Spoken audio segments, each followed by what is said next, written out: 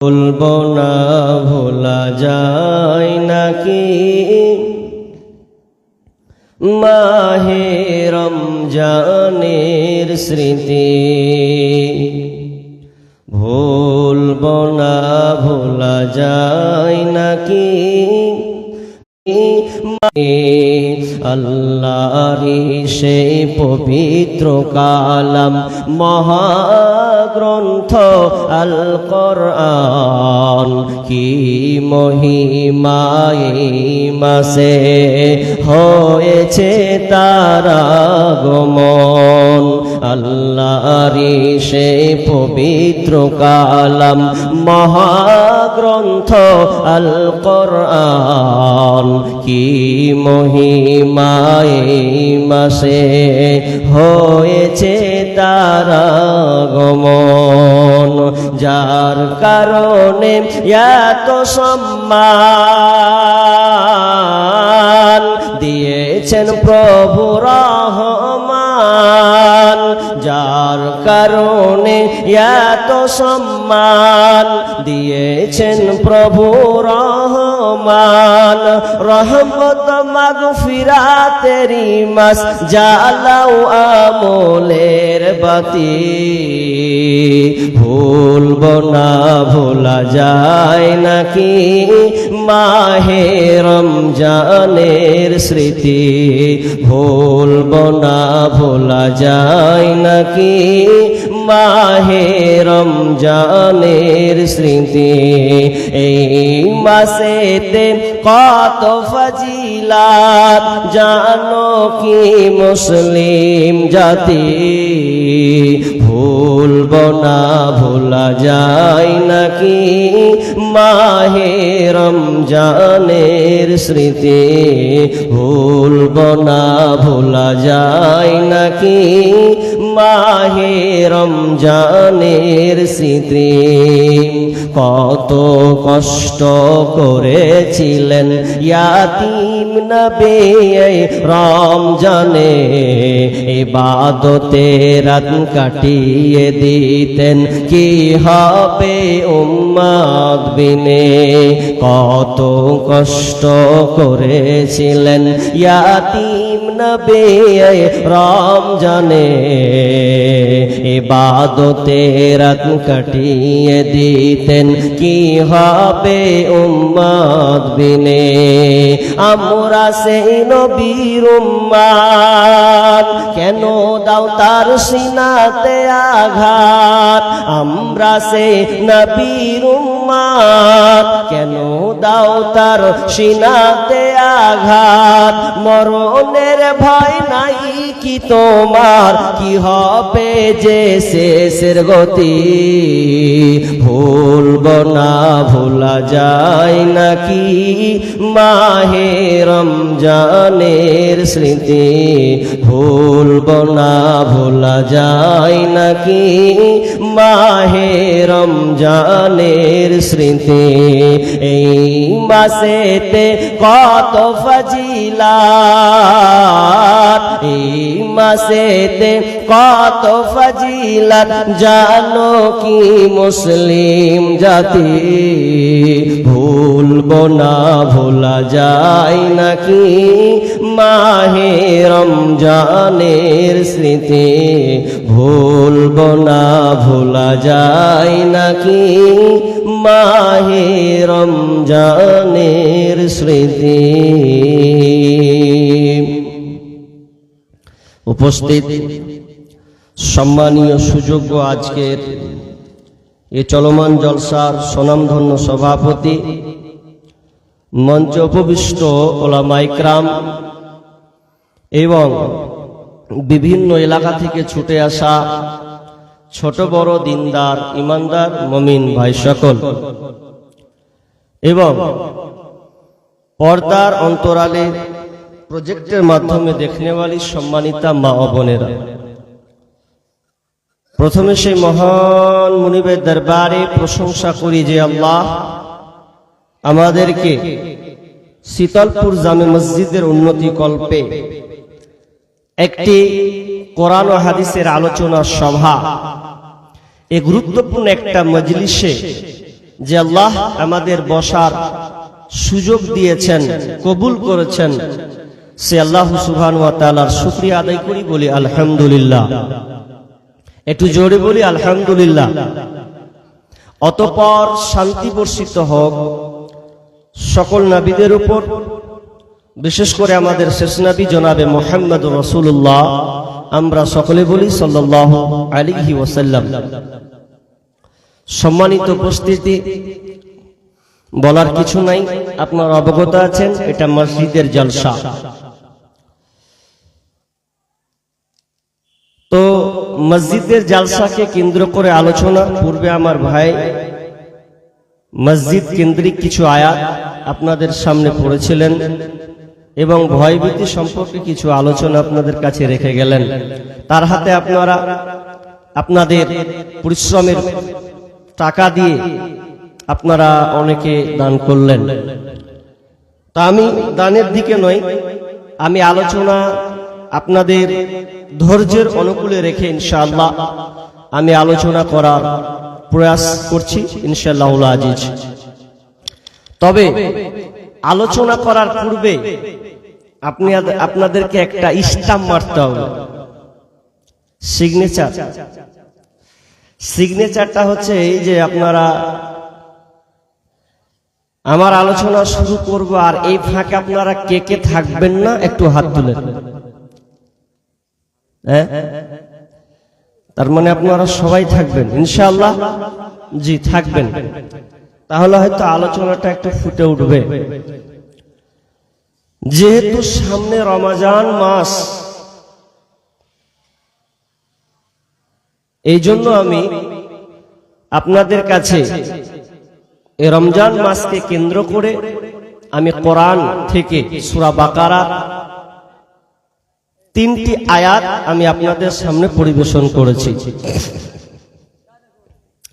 আলোচনা করার পূর্বে আমি আমার আরো দিনী ভাই যারা এখনো রাস্তাঘাটে ঘোরাঘুরি করছেন ভাই, আমি তাদের বলবো, যেহেতু আজ দিনটা খুব, এই রাতটা যেহেতু মাধ্যমিক পরীক্ষা চলছে, মাধ্যমিক পরীক্ষা চলছে, এই জন্য প্রোগ্রামটা আমরা তাড়াতাড়ি শেষ করার চেষ্টা করব। যেহেতু মাধ্যমিক পরীক্ষাটা একটা গুরুত্বপূর্ণ, এজন্য আমরা দীর্ঘায়ু সময় নেব না, কিছুক্ষণ আলোচনা করব। তার আগে আমি বলবো, যারা এখনো রাস্তা ঘাটে, দোকানপাটে বা জমায়েত হয়ে গল্প আড্ডা করছেন, আমি তাদের বলবো আল্লাহর রাস্তায় আপনারা কিছুক্ষণ বসুন। রমজান মাস যে আসছে, তো রমজান মাস, আয়াতাকুম শাহরু রমাদান, রমজান মাসটা যে সমাগত, সামনের দিন আসছে,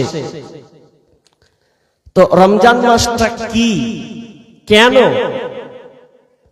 রমজান নামের পেটেন্টটাতে কি আমরা পাবো, আল্লাহ কেন আমাদের উপরে এটা ফরজ করলেন? তার আগে আমি আপনাদের একটা প্রশ্ন করি, যারা আমরা সাধারণ মানুষ, আলেমবাদ, আচ্ছা বলুন, ইসলামের বুনিয়াদ কয়টি? সামনে যারা আছেন তারা বলুন। 5টি, মাশাআল্লাহ। তাহলে আপনারা জানেন ইসলামের বুনিয়াদ হলো 5টি। বুনিয়াল ইসলামু আলা খামস, শাহাদাতি আল্লাহ ইলাহা ইল্লাল্লাহ ওয়া আন্না মুহাম্মাদার রাসূলুল্লাহ ওয়া ইকামিস সালাহ ওয়া ইতাইয যাকাত ওয়াল হজ্জ ওয়া সাওমি রমাদান। আর অন্য হাদিসে আছে কি, রমাদান ওয়া হজ্জাল বাইত, দুইটো কিন্তু শব্দ আছে স্তম্ভ। তাহলে আমরা আজকে এই 5টি স্তম্ভ বা খুঁটি বা 5টা বুনিয়াদ, এই একটা সাবজেক্ট হচ্ছে সিয়াম বা রোজা। রোজাটা হলো অ্যাকচুয়ালি ফার্সি শব্দ, যাকে বাংলা যদি অর্থ করেন তাহলে উপবাস থাকা হবে। আর আরবিতে বলা হয় সওম, এর বহু বচন হচ্ছে আরবি সিয়াম, সিয়াম, যার অর্থ হচ্ছে বিরত থাকা। ইসলামী আবিধানিক অর্থে, শরীয়তের পরিভাষায় বলা হয় যে একজন প্রাপ্ত বয়স্ক মুসলিম নর নারীকে সুবহ সাদিক থেকে নিয়ে সূর্যাস্ত পর্যন্ত খাওয়া, পান করা, স্ত্রী সম্ভোগ বা স্ত্রী সঙ্গম এবং গর্হিত কাজ থেকে বিরত থাকার নামই হচ্ছে সিয়াম বা রোজা। আল্লাহ পৃথিবীতে অনেক ইবাদত দিয়েছেন, যে ইবাদতগুলো বোঝা যায়, যে ইবাদত বোঝা যায় কেমন। আমি আজকে মসজিদের জন্য দান করব, তো আমি 50 টাকা বের করলাম, আমি একজন আলেমকে দিলাম, দোয়া করে দেন, একটা তৃপ্তি পেলাম। আমি নামাজ পড়ব, আল্লাহু আকবার বলে আমি তাকবীরে তাহরিমা পড়ে দুআয়ে শানা পড়বো, সূরা ফাতিহা পড়বো, অন্য একটা সূরা যোগ করবো, রুকু যাব, সেজদা যাব, তাশাহুদ করব, তাহলে হলো একটা নামাজ। একটা নামাজের একটা সৌন্দর্য আছে যে হ্যাঁ বুঝলাম, আমি নামাজ পড়লাম। জি, কিন্তু রোজা আবার কেমন ইবাদত যে আপনাকে সুবে সাদিক থেকে নিয়ে না খেয়ে থাকতে হবে, না খেয়ে আপনাকে ইফতার করতে হবে, এর নাম হবে সিয়াম বা রোজা। এটা আবার কেমন পেটেন? আল্লাহ রোজা কেন বানালেন? এবার রোজাটা কি শুধু আমাদের উপরেই ফরজ করেছেন? জি না। আলোচনা যদি শোনার চেষ্টা করেন তাহলে আপনাকে অন্তত 1 ঘন্টা মনোযোগ দিয়ে শুনতে হবে, তাহলে আপনি অনেক কিছু পাবেন। জি, তা আল্লাহ তাআলা আমাদের রোজা দিলেন। রোজা কেন দিলেন? মুত্তাকি বানাবেন এই জন্যে। কিন্তু দুঃখ লাগে, আল্লাহ রাসূল যখন মেম্বারে উঠলেন, মেম্বারে যখন প্রথমে পা দিলেন, রাকিয়াল মিম্বার ফাকালা আমিন আমিন আমিন, 3 বার তিনি আমিন বললেন। তো সাহাবীরা তো শব্দটা শুনতে পেলেন। ফাকালা ইয়া রাসূলুল্লাহ, আপনি এইরকম শব্দ বললেন মানে? হ্যাঁ, আপনি এরকম বললেন মানে? মাহাদা কুনতা তাসনাউ হাদা, আপনাকে তো এইরকম আমরা করতে দেখিনি এর আগে যে আপনি এরকম 3 বার আমিন আমিন বললেন, কারণটা কি?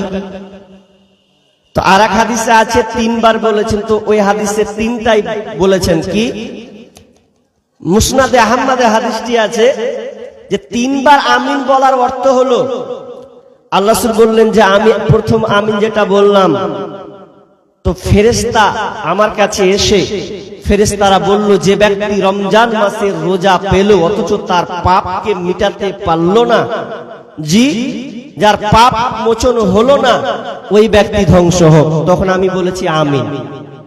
তাহলে যে রমজান মাসের রোজাকে পেল কিন্তু রমজান মাসের রোজা রেখে তার পাপ মোচন করতে পারলো না, পাপকে মিটাতে পারলো না, ওই ব্যক্তি ধ্বংস হয়ে যায়। দেখেন আল্লাহ রাসূলের বাদদুয়া, 4টি কথা নয়। দ্বিতীয় বাদদুয়া দিলেন কি? ওই ব্যক্তি ধ্বংস হোক যেই ব্যক্তির বাপ মা দুজন বা 3 জন বার্ধক্যে পেয়েছে, কিন্তু ওই বাপ মায়ের সেবা করে জান্নাত নিতে পারলো না, ওই ব্যক্তি ধ্বংস হয়ে যায়। তখন আল্লাহ রাসূল বলছিলেন আমিন। রাসূলের বাদদুয়া, 4টি কথা নয়। আমরা রোজা রাখবো, তবে হাদিসটার উপরে একটু বুঝার চেষ্টা করি। দ্বিতীয়বার বলেছেন আমিন। কেন বলল? যে বাপ মায়ের খিদমত করতে পারলো না, খিদমত করে জান্নাত নিতে পারলো না। বাপ মা কত বড় যে নিয়ামত, তিনি বাদদুয়া দিয়ে দিলেন যে বাপ মায়ের যে মানে খিদমত করে জান্নাত নিতে পারলো না, তাহলে ওর মতন হতভাগা পৃথিবীতে আর কেউ নাই, ও ধ্বংস, ও ধ্বংস, ও ধ্বংস। তাহলে বর্তমানে যাদের বাপ মা আছে, আমরা বাপ মায়ের কতটুকু খিদমত করেছি? আপনি সামনে রোজা রাখবেন, বাপ মাকে আপনি নারাজ করে দিয়ে রোজা রাখবেন, বাপ মাকে কষ্ট দিয়ে আপনি রোজা রাখবেন, ওই রোজা রেখে আপনার 1 পয়সা লাভ হবে না, কোনো লাভ নাই। আগে নিজেকে নিয়ত ঠিক করুন, ঈমান আগে ঠিক করুন। কি কি আপনি ভুল পদক্ষেপ নিয়েছেন ওগুলোকে আগে আপনি নিজেকে সংশোধন করুন। বাপ মা আপনার উপরে নারাজ হয়ে আছে, ওই বাপ মায়ের আগে ক্ষমা চান, কারণ বাপ মায়ের ঋণ আমরা কোনোদিন শেষ করতে পারবো না। খুবই দামি জিনিস। আমি ছাত্র জীবনে একটা বিষয়ের উপরে একটা বক্তব্য দিয়েছিলাম, আঞ্জুমান মানে ফার্স্ট সেকেন্ড থার্ড এরকম ছাত্র জীবন। তো বিষয়ে যখন ফার্স্ট হয়নি সেকেন্ড হলাম, একটা কিতাব দেওয়া হলো, কিতাবটার নাম হচ্ছে মা। বইটার নাম কি বললাম? বইটার নামই হচ্ছে মা। বইটা নিলাম, তো বইটাতে এত সুন্দর চমক চমক কথা লেখা আছে মায়ের ব্যাপারে। বাকি আরো আদার্স বই আমি ঘাটতে লাগলাম, যারা বিভিন্ন রাইটার লেখক আছেন, এবং আল্লাহ তাআলা স্বয়ং নিজে বাপ মায়ের ব্যাপারে যতটুকু আলোচনা করেছেন, অন্য কোন বিষয়ে একটা করে পঙ্খানুরূপে অন্য বিষয়ে আলোচনা করেছেন এটা আমার জানা নাই, যতটা বাপ মায়ের ব্যাপারে আলোচনা করা আছে। দলিল কত দেওয়া বলে, একটাই দিই, একটাই। বিসমিল্লাহির রহমানির রহিম। ووصينا الإنسان بوالديه حملته أمه وحنا على وحن وفصاله في عامين أن اشكر لي ولوالديك إلي المصير। রব্বুল আলামিন বলেন, ওয়াসাইনাল ইনসানা বিওয়ালিদাইহি, আমি পৃথিবীর মানুষকে মা বাপের ব্যাপারে, তাদের সঙ্গে ভালো ব্যবহারের ব্যাপারে আমি তাদেরকে আদেশ করেছি। তারা বাপ মায়ের সঙ্গে ভালো ব্যবহার করবে, বাপ মায়ের সঙ্গে তারা ইহসান করবে। হামালাতুহু উম্মুহু হানান আলা ওয়াহানিন, কেন বাপ মায়ের সঙ্গে তাদের আমি ইহসান করতে বললাম? কারণ ওই মা তাকে উম্মুহু হানান আলা ওয়াহানিন, ওই মা তাকে কষ্টের উপরে কষ্ট, দুর্বলতার উপরে দুর্বলতা স্বীকার করে তাকে মানুষ করেছে, তাকে কষ্ট নিয়ে তাকে মানুষ করেছে। যে কষ্ট দুর্বলতার উপরে দুর্বলতা, এর ব্যাখ্যায় বলা হয়েছে যখন একটা সন্তান যখন মায়ের পেটে চলে আসে, যখন ওই মাটা প্রেগনেন্ট হয়ে যায়, ও ভাই তোমাকে ভালো করে বলছি শোনো, তুমি আস্তে আস্তে বড় হবে, তোমার মায়ের পেটটা তত বড় হবে, যত দিন যাবে যত মাস যাবে তোমার মায়ের পেটটা তত বড় হবে, এবং বরং তার উপরে কষ্ট, দুর্বলতার উপরে দুর্বলতা, কষ্টের উপরে কষ্ট তাকে স্বীকার করতে হয়। কতদিন পর্যন্ত? 9 মাস 10 দিন পর্যন্ত তোমাকে ওই মা তোমাকে মানে পেটে নিয়ে তাকে কষ্ট করতে হয়েছে। সেটাকে তুমি ছিলে তোমার মায়ের পেটের ভিতরে। শুধু তাই নয়, আল্লাহ সুবহানাহু ওয়া তাআলা এরপরে বলছেন, হামালাতুহু উম্মুহু ওয়াহানান আলা ওয়াহানিন ওয়া ফিসালুহু ফি আমাইন, এবং তোমাকে 2 বছর পর্যন্ত দুধ পান করিয়েছে। বিকল্প তোমার কোনো খাবার পৃথিবীতে নাই যে অন্য কোনো খাবার দিয়ে তুমি জীবনটাকে বাঁচাবে। মায়ের পেটে থেকেছ, 9 মাস 10 দিন থেকেছ, নারীর সঙ্গে তোমার সম্পৃক্ত তোমার খাবার তৈরি হয়েছে, এরপরে দুনিয়াতে এসেছ, এরপরে তুমি তোমার মায়ের স্তন তুমি দুধ পান করেছ। কয় বছর পর্যন্ত? তো 2 বছর পর্যন্ত দুধ পান করেছ। ওই জন্য আল্লাহ বলছেন, খবরদার আমার ইবাদতের পরে পরে তুমি তোমার মায়ের সঙ্গে ভালো ব্যবহার করবে, ইহসান করবে। খবরদার তুমি মায়ের সঙ্গে খারাপ আচরণ করো না। আল্লাহ বলছেন, আনিস করলে, অতএব আমার শুকরিয়া আদায় আগে কর, আগে আমার শুকরিয়া আদায় করো। আনিস করলে ওয়ালি ওয়ালিদাইক, এরপরে মায়ের আনুগত্য, মায়ের অনুসরণ তুমি করো। ইলাইয়াল মাসির, এবং আমার কাছে ফিরে আসতে হবে। মনে রেখে দাও, বাপ মায়ের ব্যাপারে আমি তোমাদেরকে আদেশ করলাম, আর তুমি যদি হেন তেন করে কাটিয়ে দাও, আমি শুনবো না, জানবো না, মা বাপের কথা আমি শুনবো না, এড়িয়ে চলে গেলাম। মৌলবি মাওলানার কথাকে আমি শুনলাম না, আমি এড়িয়ে গেলাম। কোরআন আমি গ্রহণ করলাম না, এড়িয়ে গেলাম। আল্লাহ বলছেন, ইলাইয়াল মাসির, যেদিন তুই আসবি রে সেদিন তোকে আমি বুঝিয়ে দেব মায়ের দুর্বলতা, মায়ের উপরে খারাপ ব্যবহার করার নাতিজা কম, তার কি ফলাফল। সেদিন তোরা কবরে যখন আসবে, সেদিন অবশ্যই তোরা টের পাবে। এই জন্য আল্লাহ শেষের বেলায় বলছেন, ইলাইয়াল মাসির, আমার কাছে তোদেরকে ফিরে আসতে হবে। বিশ্বনবী একজন আল্লাহ রাসূলের কাছে, আল্লাহ রাসূলের কাছে একজন সাহাবী বলছেন, আন্না রাজুলান ইয়া রাসূলুল্লাহ, আল্লাহ রাসূল গো, মাহাব্বুন নাস নাম মাহাব্বুল ওয়ালিদাইহি হাদিসটা হচ্ছে ইবনে মাজার হাদিস। আল্লাহ একজন সাহাবী এসে আল্লাহ রাসূল বলছেন, ইয়া রাসূলুল্লাহ, বলেন তো পিতামাতার উপরে পুত্রের হক কি আছে? পিতামাতা কি পাবে? বিশ্বনবী শর্টকাটে উত্তর দিয়ে দিলেন, ওয়ালা জান্নাতুকা ওয়া নারুকা, তোমার পিতামাতা হলো জান্নাত এবং জাহান্নাম। যদি তোমার পিতামাতার সঙ্গে ভালো ব্যবহার করো তাহলে তুমি জান্নাতে যাবে, আর যদি পিতামাতার সঙ্গে খারাপ ব্যবহার করো তাহলে তোমার ঠিকানা হলো জাহান্নাম।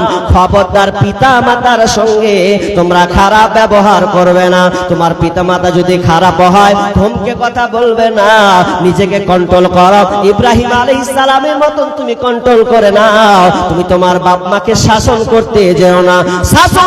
শাসন করার অধিকার কোন সন্তানকে আল্লাহ দেননি, তবে আপনি আদেশ দিতে পারেন, পরামর্শ দিতে পারেন, কিন্তু বাপ মাকে আপনি শাসন করতে পাবেন না। এই অধিকার কোন মানুষকে দেওয়া হয়নি। বাপ মাকে আপনি শাসন করতে পারবে না, তবে আপনি বুঝাতে পারবেন বাপ মা এটা ঠিক নয়, এটা তোমার দ্বারা ভুল হয়েছে, আপনি পরামর্শ দেন। কারণ বাপ মায়ের ঋণ আপনার কখনো শোধ হবে না। এই জন্য আমি বলে, সামনে রমজান মাস আছে, বাপ মাকে কষ্ট দিয়েছেন, বাপ মা অন্য ঘরে শুয়ে আছে, খাবার কি খায় খোঁজ নেন না। খোঁজ লাগান মায়ের উপরে, মা কি খেলো একবার খোঁজ লাগান। বাবা কষ্ট করে আছে, বাপের কাছে একটু বসুন, আব্বা কেমন আছেন, আব্বা অবস্থাকে খোঁজ নেন, গল্প করুন, তাহলে দেখেন বাপ মা সব কিছু ভুলে যাবে। বাপ মার কোনো কিছু, বাপ মাকে যদি আপনি কষ্ট দিয়ে থাকেন, ওই বাপ মা আর ওগুলো মনে রাখতে পারে না। কারণ প্রকৃত বাপ মা যারা কোনোদিন সন্তানকে ভুলতে পারে না। আমার আদরের মা, তোমায় ছাড়া একা ঘরে শান্তি লাগে না। আমার আদরের মা, তোমায় ছাড়া একা ঘরে শান্তি লাগে না। ওরে মায়ে ছাড়া সন্তানের ব্যথা অন্যে তো বুঝে না মাগো। ওরে মায়ে ছাড়া সন্তানের ব্যথা অন্যে তো বুঝে না মাগো। আমার আদরের মা, তোমায় ছাড়া একা ঘরে শান্তি লাগে না। ওরে সন্তান বাড়ি না আসিলে মায়ে তো ঘুমাই না। সন্তান বাড়ি না আসিলে মায়ে তো ঘুমাই না। ঘরে আর বাহিরে মায়ে করে আনা গো না মাগো। ঘরে আর বাহিরে মায়ে করে আনা গো না মাগো। আমার আদরের মা, তোমায় ছাড়া একা ঘরে শান্তি লাগে না। আমার আদরের মা, তোমায় ছাড়া একা ঘরে শান্তি লাগে না। শত কষ্ট দিলেও মায়েরে সন্তানকে ভুলে না। শত কষ্ট দিলেও মায়েরে সন্তানকে ভুলে না। মায়ের মতো এই জগতে হয় না তার তুলনা মাগো। মায়ের মতো এই জগতে হয় না তার তুলনা মাগো। আমার আদরের মা, তোমায় ছাড়া একা ঘরে শান্তি লাগে না। আমার আদরের মা, তোমায় ছাড়া একা ঘরে ভালো লাগে না। বাংলাদেশ চট্টগ্রাম বলে একটা জায়গা আছে, গত 4 বছরে পত্রিকায় পেয়েছিলাম, ফেসবুকে সোশ্যাল মিডিয়াতে ভাইরাল হয়েছিল। কি হয়েছে? 3-4টা বেটা মা সন্তানকে লালন পালন করেছে, বিবাহ শাদী দিয়েছে, বৌমা পেয়েছে। দুর্ভাগ্য কপাল, মায়ের নসিব খারাপ, সন্তান জন্ম দিয়ে নাকি মা ভুল করে দিয়েছে। 4টা সন্তান, ওই 4টা সন্তানকে তবুও মা ভুলে না, কারণ মা তারা বউ মিলে আপনার ছেলেরা মিলে মায়ের উপরে নির্যাতন করেছেন। এরপর সন্তানকে এতটা ভালোবাসে, এতটা মহাব্বত করে। একটু পড়তে পড়তে আমি খানিকটা ভেতরে চলে গেলাম, চোখের পানি আপনি রাখতে পারবেন না। মা কাকে বলা হয়? মায়ের ডিগ্রি কি আছে সন্তান লালন পালনে? এই ডিগ্রিটা আল্লাহ দিয়েছেন, আমরা ডিগ্রিটাকে অক্ষরে পালন করি না, দুনিয়ার ডিগ্রি নিয়ে পড়ে আছে। ওরে মায়ের ডিগ্রিটা আগে তুমি সাকসেস করো, মায়ের কতটা অবদান আছে এটা তুমি পর্যবেক্ষণ করো। ওই মাটা যখন 3 বউ মিলে যখন মাটাকে বের করে দিলেন, ছেলেরা বাড়িতে থাকে না, বাইরে থাকে, শুধু মায়ের দোষ লাগায়, ছেলেরা বুঝতে পারে না। বউদের পাল্লায় পড়ে মাকে ঘর থেকে বের করে দেওয়া হলো। কোথায় বের করেছে? রাজপথ, রাস্তার কোনো এক পাশে বয়স্ক প্রাপ্ত হয়ে গেছে, বুড়ো হয়ে বুড়ি হয়ে গেছে মা ঠিক মতন মানে আর খেতে মানে কাজ করতে পারে না। এই জন্য ওই মায়ের আর দরকার নাই, যার কাজের কোনো ভ্যালু নাই, কাজ করতে পারে না, ওকে আমরা ঘরে রেখে কোনো লাভ নাই, বাইরে রেখে চলে এসেছে। কোনো বেটা যেন মাকে গ্রহণ করে নেয়নি, সবাই দূরে মানে দূরে ঠেলে দিয়েছে। এমন সময় একজন সাংবাদিক এসে ওই মাটাকে প্রশ্ন করলো, মা গো আপনাকে কে বার করেছে? বলছে আমার ছেলেরা আমাকে ঘর থেকে বার করে দিয়েছে। কদিন থেকে বের করেছে গো মা? তো টানা আমি এখানে 1 মাস থেকে রাস্তার পাম্প সাইডে বসে আছে, মানুষ আমাকে যার দয়া হয় সে দিয়ে যায়, আমি এখানে ঘুমাই, এখানে রাত কাটিয়ে দেই। একদিন মাটা চোখের পানি ফেলছে সাংবাদিকের সামনে। সাংবাদিক তখন একটা পাল্টা প্রশ্ন করলো, মাকে জানলো, মা গো যারা তোমার এই উদর দুর্দশা করে দিয়েছে, ঘর থেকে বার করে দিয়েছে, মা আমি এক কাজ করে আপনার ওই 3টা ছেলেকে থানায় ডায়েরি করে দিয়ে ওই 3টা ছেলেকে আমি জেলে ভরে দেব। যেমন মায়ের সঙ্গে খারাপ ব্যবহার করেছে, প্রশাসনের মাধ্যমে দিয়ে তাদেরকে জেলে পৌঁছিয়ে দেব। যখন এই কথা বললাম, যে যখন বলেছে ছেলেদেরকে জেলে ভরে দেবে, মা সাংবাদিকের হাত ধরে বলছে, বেটা খবরদার, খবরদার, না না না, খবরদার, আমার ছেলেদেরকে তোমরা জেলে ভরো না, ওরা আমার সন্তান, আমার পেটে সন্তান, আমি আর কটা দিন বাঁচবো, আমি পৃথিবী ছেড়ে চলে যাব, আমি চাই না আমি বেঁচে থাকি আর আমার সন্তানরা জেলে যাবে, এটা তো আমার ভালো লাগবে না। অতএব সাংবাদিক বেটারে এই কাজটা তোমরা কখনো এটা করিও না, আমি কটা দিন আছি এখানে, আমি মরে শেষ হয়ে যাব। একে বলা হয় মা। তুমি এখনো মা চিনতে পারোনি, বইয়ের পাল্লায় ঠেকা খেয়েছো তুমি, খবরদার, বইয়ের সম্মান আছে দাও, কিন্তু মাকে বাদ দিয়ে নয়। যদি তুমি মাকে অসন্তুষ্ট করে দাও, দুনিয়াতে যত আমল করো না কেন, ইবাদত করো না কেন, আল্লাহর কাছে 1 পয়সা তোমার গ্রহণ করা হবে না, সরাসরি তোমাকে জাহান্নাম যাওয়া লাগবে। কেন? তুমি বাপ মায়ের সঙ্গে খারাপ ব্যবহার করেছো। বাপ মা খুব দামি জিনিস। আমি পিতা মাতার ব্যাপারে আলোচনা করব না, তবে এক্সাম্পল দিলাম। কেন? সামনে রমজান মাস, আর আপনার সঙ্গে সম্পর্ক এরকম হয়ে আছে পিতা মাতার সঙ্গে, আপনার এলাকা না হতে পারে, আমি যে এলাকায় বসবাস করি অনেক জায়গায় দেখছি আব্বার সঙ্গে সম্পর্ক নাই, মায়ের সঙ্গে রাগারাগি, সামনে রোজা আছে।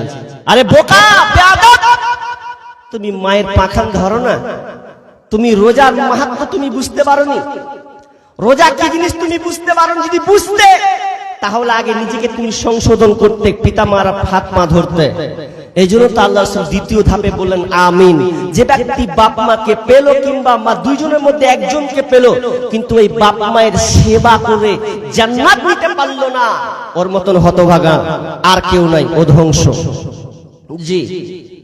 নাম্বার 3 নাম্বার আমিন বলার কারণ, আল্লাহ বলছেন যে জিবরিল আমিন যখন বললেন যে ওই ব্যক্তি ধ্বংস হোক, যে আমার নাম শোনার পরে মুহাম্মদ নাম শুনলো কিন্তু দরুদ পড়লো না, অর্থাৎ শর্টকাট সাল্লাল্লাহু আলাইহি ওয়াসাল্লাম পড়লো না, ওই ব্যক্তিটা ধ্বংস হোক। তাহলে আমরা মসজিদের ইমাম খতিব যখন খুতবা দেয়, তখন ইমাম দেখবেন সময় সময় নবীর নাম নেই, যখন নবীর নাম নেবে তখন আপনাকে মুখ নড়িয়ে অন্তত বলতে হবে, আর জোরে না হলেও মনে মনে বলতে হবে সাল্লাল্লাহু আলাইহি ওয়াসাল্লাম। আমরা অনেক মানুষই বলি না, খেপার মতন তাকিয়ে আছে, ধ্বংস, তুমি ধ্বংস। জি। তো এবার চলেন, তাহলে রোজা সামনে আসছে, রোজার নামের পেটেন্টটা কি, এটা কেমন ইবাদত, এতে কি লাভ আছে, এটা কি আমাদের উপরে ফরজ করেছে? জি না, পূর্ববর্তী লোকের মধ্যে ছিল। দু একটা এক্সাম্পল হাদিস থেকে দিছি। আগে আল্লাহ আমাদের উপরে রোজা ফরজ করেছেন, দলিল কি?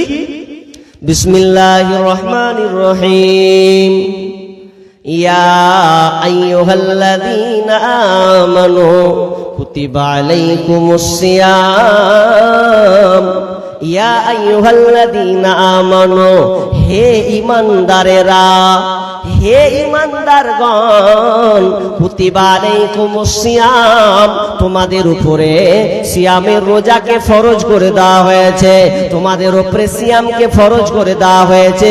রোজা তোমাদের উপরে ফরজ করেছি, শুধু তোমাদের উপরে কি ফরজ করেছি? না না, কামা কুতিবা আলাল্লাযীনা মিন ক্বাবলিকুম, যারা তোমাদের পূর্ববর্তী যারা ছিল তাদের উপরে রোজা ফরজ ছিল।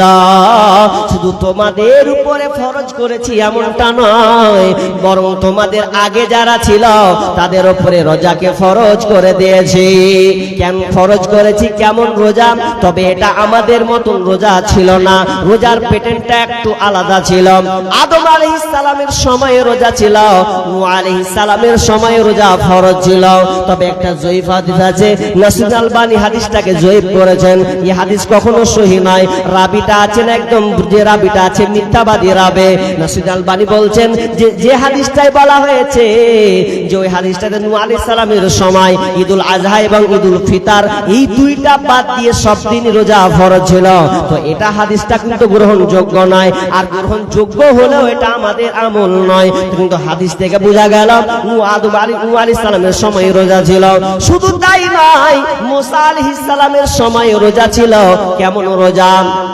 ইবনে আব্বাস রাদিয়াল্লাহু তাআলা আনহু তিনি বর্ণনা করেছেন, যখন আল্লাহ রাসূল মক্কা থেকে মদিনা যখন তিনি চলে গেলেন, মক্কা থেকে মদিনা হিজরত করলেন, তো হিজরত করার পরে তিনি ইহুদিদেরকে দেখতে পেলেন তারা আশুরার রোজা রাখছে।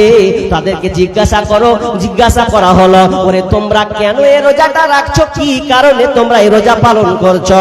ইহুদিরা বলল, আমরা এই রোজা রাখছি এই কারণে, এই দিনে আশুরার দিনে নবী মুসা রোজা রেখেছিলেন। কেন রেখেছিলেন? যে ফিরাউনের কবল থেকে, ফিরাউনের হাত থেকে এই বনী ইসরাঈলদের কওমকে মুক্তি দান করেছিলেন, নিরাপত্তা দিয়েছিলেন। এই জন্য আল্লাহর শুকরিয়া আদায়ের জন্য এই আশুরা রোজা রাখা হতো। এই জন্য আমরা আজকে রোজা রাখছি। দাউদ আলাইহিস সালামের সময়ও রোজা ছিল। তো দাউদ আলাইহিস সালামের রোজাটা সবচাইতে পছন্দনীয়। জি, কেন পছন্দনীয়? আল্লাহ রাসূল বলেছেন পছন্দনীয় কেন? যে ওই রোজাটা একদিন হতো আর একদিন মানুষ ছেড়ে দিত, আবার করত, মানে একদিন করত, একদিন ছেড়ে দিত, আর একদিন করত। তাহলে নবীদের পূর্ববর্তীদের উপরে রোজা ফরজ ছিল, এমনকি ঈসা আলাইহিস সালামের সময় রোজা ফরজ ছিল। কেমন ফরজ? যখন মারিয়াম আলাইহিস সালামের সামনে কিছু লোক যখন এসে জিজ্ঞাসা করলো, তোমার পেটে বাচ্চা, স্বামী বিহীন তোমার পেটে বাচ্চা এসেছে, ইন্নী নাযারতু লিররহমানি সাওমান, তো বলছেন যে আমি রোজার মানত করেছি, আমি আজকে রোজা রেখেছি। ফালানুকাল্লিমাল ইয়াওমান ইনসিয়া, এইজন্য আমি এই রোজা রেখেছি, অতএব আমি কোনো ব্যক্তির সঙ্গে, কোনো মানুষের সঙ্গে আজকে আমি কথা বলবো না। রোজা চলে আসছে পর পর পর পর। তাহলে উম্মতে মুহাম্মাদী প্রথমে রোজা তাহলে কখন এলো? দ্বিতীয় হিজরির শাবান মাস থেকে এই রোজাটা হয়। তবে এই রোজা যে আমরা এখন রাখছি এরকম ছিল না, পূর্বে ফেরা আরো কঠিন ছিল, খুবই কঠিন ছিল। কেমন কঠিন? বুখারী হাদিস থেকে বলছেন, বারা ইবনে আযিব রাদিয়াল্লাহু তাআলা তিনি বর্ণনা করছেন, কি জানেন এই রোজাটা কত কঠিন ছিল? এখন তো সোজা হয়ে গেছে, খুব সহজ। কঠিন কেমন? বলছে যে ইফতার করার পরে আপনি কিছু খেয়ে নিলেন, খেয়ে দিয়ে আপনি ঘুমিয়ে গেলেন, তো ঘুমিয়ে তো গেলেন, তো খাওয়া দাওয়ার পরে ওই 8টা পর্যন্ত শেষ। এরপরে কি হলো? যে আপনি আর খেতেও পাবেন না, স্বামী স্ত্রী মিলনও করতে পাবেন না। আবার ঘুরিয়ে সন্ধ্যা যখন হবে ইফতারের সময়, তখন কিছুক্ষণের জন্য সুযোগটা থাকতো। এত কঠিন। তাই একটা সাহাবী কাইস ইবনে সিরমা, একজন সাহাবী। কাইস ইবনে সিরমা একটা চাষি মানুষ, ও চাষ করতে গেছে, ও রোজা রেখেছে। তো দিনের বেলাতে মানে চাষাবাস করে মাগরিবের দিকেও ঢুকছে, ইফতার করবে। তো ঢুকার সময় এবার বলছে, বিবিকে বলছে, আরে কিছু খাবার আছে রে, ইফতার করতে হবে। তো বলছে, হাজি খাবার নেই, বাড়িতে খাবার নেই। তো পাশের বাড়িতে যদি খোঁজ করি তো দেখি পাই। দেখ দেখ দেখ, পাশের বাড়ি খোঁজ লাগা। এবার বিবি বাড়ির পাশের বাড়ি চলে গেছে। পাশের বাড়ি গিয়ে যদি এবার খাবার খুঁজতে নিয়ে আসবে, তো এমন সময়তে ওই সাহাবী ঘুমিয়ে গেছে, খাস্তানা শরীর তো। আর যেমনি ঘুমিয়ে যাওয়া, তার ঘুম যখন লেগে যাবে, আর ঘুমিয়ে গেলে আর খাওয়া বন্ধ, আর খেতে পাবে না। ভালো করে শুনবেন, ও ঘুমিয়ে গেছে। তো বিবি যখন এসে দেখছে, ইন্না লিল্লাহি হায় আল্লাহ হায় আল্লাহ, আফসোস, কি করলে আমার স্বামী। ওরে স্বামী রে, তুমি ঘুমিয়ে গেছো, তার মানে আর তুমি খেতে পাবে না, কারণ তুমি ঘুমিয়ে গেছো। এখন তোমাকে যে উঠানো হয়, তবুও তুমি এটা পান করে খেতে পাবে না বলে ওই সাহাবীটা ঘুমিয়ে গেছেন। সকাল হয়েছে, দেখেন কাল থেকে কিন্তু রাত থেকে না খেয়ে আছে, একদিন তো না খেয়ে আছে। তার উপরে আবার যখন সকাল হলো, আবার মাঠে গেল। মাঠে গিয়ে কিছুক্ষণ কাজ করার পর রোদ্রের তাপে, দুপুরের সময় এমন রোদ্রে আর সহ্য করতে পারছেন না, তো সঙ্গে সঙ্গে অজ্ঞান হয়ে গেছে, বেহুশ হয়ে গেছে। খবর গেল কার কাছে? তো বিশ্বনবীর কাছে খবর চলে গেছে, অমুক সাহাবী এই কাণ্ড হয়েছে, আর এই হওয়ার কারণে সে বেহুশ হয়ে গেছে। শুধু তাই নাই, উমর রাদিয়াল্লাহু তাআলা এইদিকে আবার একটা অঘটন করে দিয়েছে। সেদিন রাতে কি করেছে? ও আবার রাতের বেলায় তারা দুজনে স্বামী স্ত্রী মিলন করে দিয়েছে। এটা নবীর কাছে চলে গেল খবর। তখন আল্লাহ সুবহানাহু ওয়া তাআলা সূরা বাকারার 187 নম্বর আয়াত অবতীর্ণ করে বলে দিলেন, তোমরা রাত পর্যন্ত যা করবে করো, কোনো অসুবিধা নাই। তোমরা খাও, তোমরা স্বামী স্ত্রী মিলন করো, তোমার স্বামী স্ত্রীর বাতা হুন্না লিবাসুল লাকুম ওয়া আনতুম লিবাসুল লাহুন্না। যেহেতু তোমরা ওর পোশাক, তুমি ওর পোশাক, অতএব তোমরা খাও, আনন্দ ফুর্তি করো, যাই করবে না কেন। আজ থেকে তোমাদের রোজাটাকে হালকা করে দেওয়া হলো। কত কঠিন ছিল সেই সময়। মাগরিব হয়ে গেল, খাবি তো খা, ঘুমিয়ে যাবি তো আর কিছু খেতে পাবি না, স্বামী স্ত্রী মিলনও করতে পাবি না। ঘুরো আবার ভুল, অ্যাক্সিডেন্ট হয়ে গেলে গোলমাল। আর এখন আমাদের আল্লাহ সহজ